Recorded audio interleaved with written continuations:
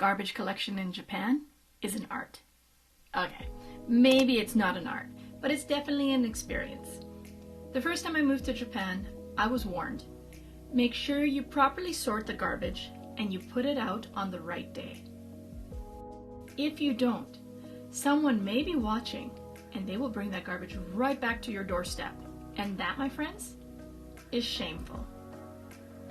So after this warning, I will admit that I would take out my garbage under the cover of night.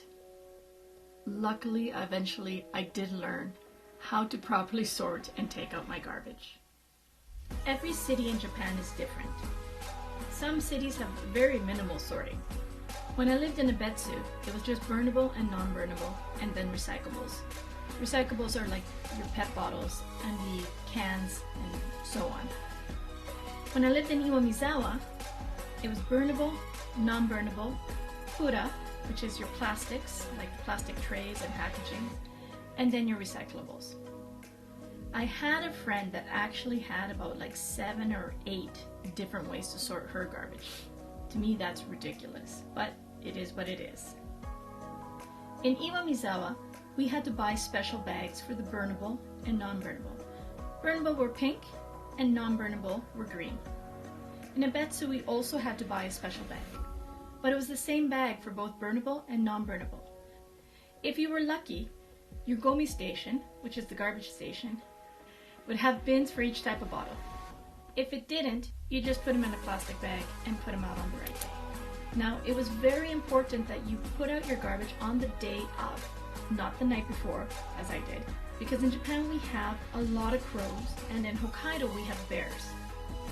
If you put your garbage out early, the crows are going to come along and rip apart the bag and send the garbage all over the neighborhood. Now, I don't know who technically has to clean that up, but I do believe it's whoever's garbage it belongs to. Of course, when this happened, most people didn't own up to it. So you know what? Just put your garbage out on the right day. Garbage schedules. Usually you can just ask your neighbor, or you can go to City Hall and tell them what area of the city you live in. They will then give you a garbage schedule for the year. The garbage schedule also tells you how to sort your garbage. Usually it's very basic, but it's enough. I think the following is very important. There is a day for abunai gomi, your dangerous garbage, such as batteries, spray cans, gas cans, and so on. Do not throw these out in the burnable or non-burnable bags. Now, for some this may be common sense, but believe it or not, in Iwamizawa we had incidents where people were throwing them out in the non-burnable or the burnable bags. And what would happen when the garbage trucks came by and the collectors threw it in, they then crushed the bags. And in 2 cases, it caused a fire and people were hurt. So even if you don't always understand why we sort the garbage the way we do, still follow it. Some grocery stores will provide recycling for certain items, such as Tetra Paks and food trays. And in some cases, they may also have cardboard. Here you can see the cardboard being collected outside of a grocery store in Iwamizawa. If you live in Japan, I'm curious, how much do you need to sort your garbage? Please let us know in the comments below. And by us, I mean me. It's only me.